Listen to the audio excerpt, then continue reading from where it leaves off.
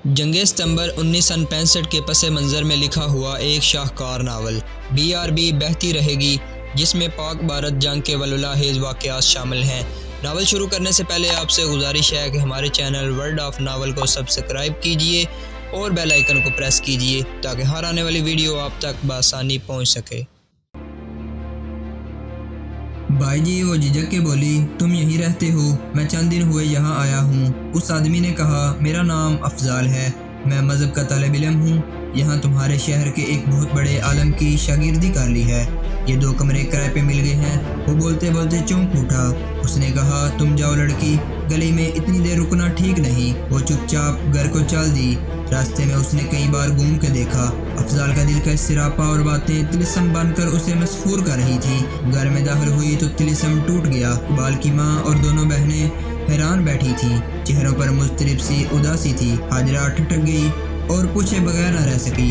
इकबाल की माँ ने उसे बताया कि इकबाल लड़ाई पर जा रहा है।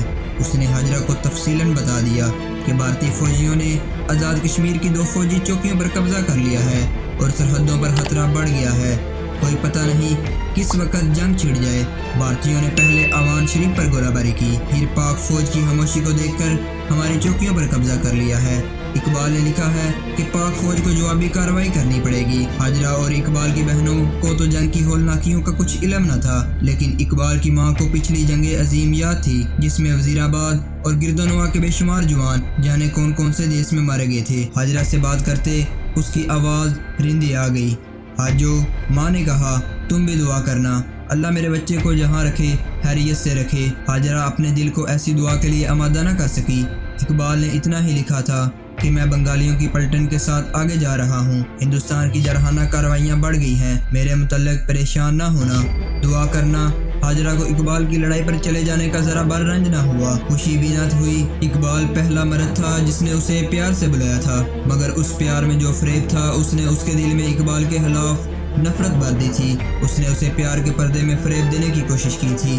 अब अफजाल को देखा तो इकबाल के खिलाफ नफरत और शदीद हो गई। हाजरा काम के बगैर कभी बाहर नहीं निकली थी, लेकिन अब वो बाहर निकलने के बहाने ढूंढने लगी। पिछले पहर उसे एक बहाना मिल गया। उसने इकबाल की माँ से कहा कि उसे आज अपने गांव की 2 लड़कियां मिल गई थी, वो उनके यहाँ जाना चाहती है। उसे जाने की इजाज़त मिल गई। वो उसी गली में चली गई जहाँ उसे अफजाल मिला था। अफजाल का दरवाज़ा खुला था और वो सामने कमरे में बैठा कुछ पढ़ रहा था। हाजरा दरवाजे के सामने रुक गई, अंदर जाने से झिझक रही थी। अफजाल ने उसे देखा और मुस्कुरा दिया। हाजरा खींची हुई कमरे में चली गई। अफजाल ने उठकर दरवाज़ा बंद कर दिया। बुरा ना मानो तो कह दूं, अफजाल ने उसे कहा, मेरे घर में कोई औरत होती, माँ, बहन या बीवी, तो तुम्हारा यहाँ आना मुनासिब था, मगर मैं अकेला रहता हूँ और लोगों के दिल बड़े गंदे हैं, जो मुंह में आए कह गुजरते हैं। अपनी तो नहीं, मुझे तुम्हारी इज्जत का ख्याल है। किसी ने तुम्हारे खिलाफ ज़रा सी बात भी कह दी तो मैं बर्दाश्त न कर सकूँगा। हाजरा मुस्कुरा दी। उसकी ज़िंदगी की ये पहली मुस्कुराहट थी जो मुसर्रत से लबरेज थी और जिसमें रूहानी करार था। उसे एक मर्द मिल गया था जिसे उसकी इज्जत का ख्याल था, वरना वहाँ तो ज़माना ही उसकी आबरू का लुटेरा था। उसके होंठों पर मुस्कुराहट थी, मगर आंखों में आंसू आ गए। मेरी इज्जत का किसी को ख्याल नहीं अफजाल जी, उसने कहा। मुझे तो इन मर्दों ने गलियों में रोक रोक कर नंगी नंगी बातें की हैं। अब 2 बातें और कह लेंगे तो मेरा क्या बिगड़ जाएगा? मेरे तो नसीब ही बिगड़ गए हैं। तुम कहाँ रहती हो? अफजाल ने पूछा। तुम्हारे माँ बाप मर गए हैं और मेरा कोई घर नहीं, हाजरा ने दुखियारी सी आवाज़ में कहा। मैं एक घराने में नुकरानी हूँ। अफजाल के चेहरे का तासुर यकसर बदल गया। उसने हाजरा को ऐसी नज़रों से देखा जिनमें रहम, हमदर्दी और उन्स था।